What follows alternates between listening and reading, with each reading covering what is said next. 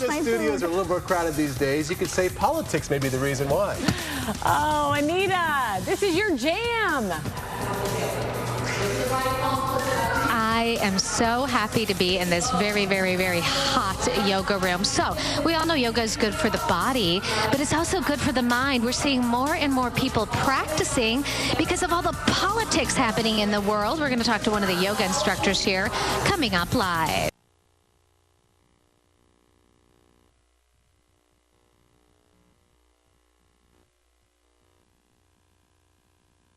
News to hear the singer.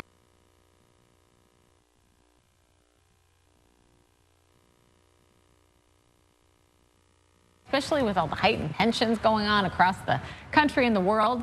I know Anita does this religiously every single day, so you are right at home, sister.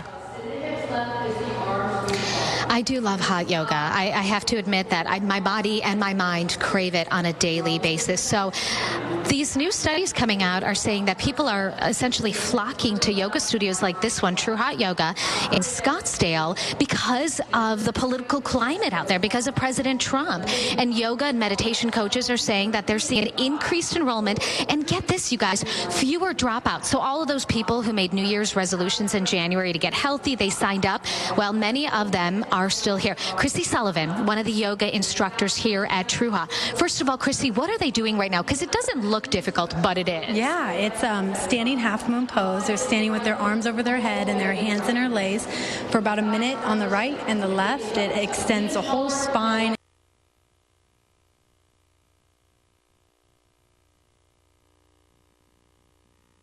Typically, more ladies are interested in yoga. Yes, girls have always been really into yoga, but the men now are really committing to their practice. I see them here regularly 3 to 5 times a week.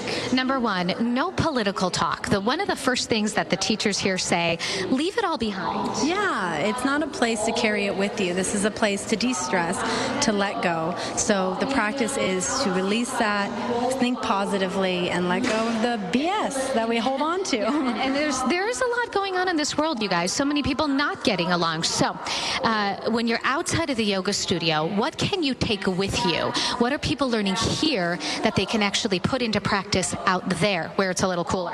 Breath work, really. The breath work is key. You know, we have this breath with us all the time, and it's something you can focus on, and it calms you. Just focusing on your inhales and your exhales calms you. It helps you feel more in tune with yourself, more awake, more alive. And more in control. As you mentioned earlier when we were chatting, you can't control what's happening in the world necessarily, but you can control how you react. How you react and how you're reacting in the moment, and to be a little bit more calm. Just breathe, work through it.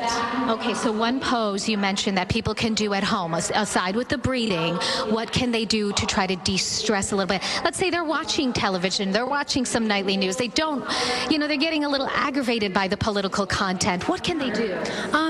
They can take a child's pose, which is nice. That's with the forehead down, it's grounding, and the knees wide. It's a hip opener, a shoulder opener. It's very centering.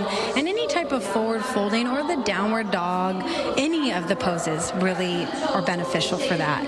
All right, and a typical yoga session about 60 minutes?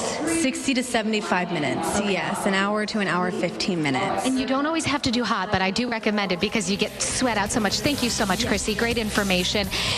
So there you have it. More and more people trying to keep the head stress-free so the body doesn't react. Back to you. Love it.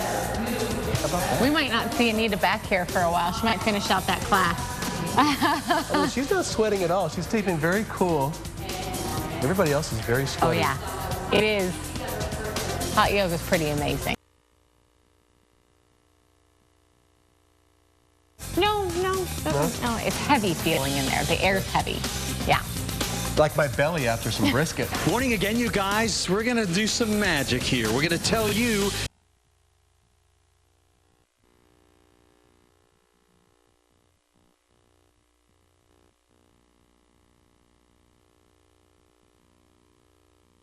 Both accidents have cleared out. So now look at this. Just about done with the rush hour as well. Shade to the bottom of the freeway, an 11-minute drive.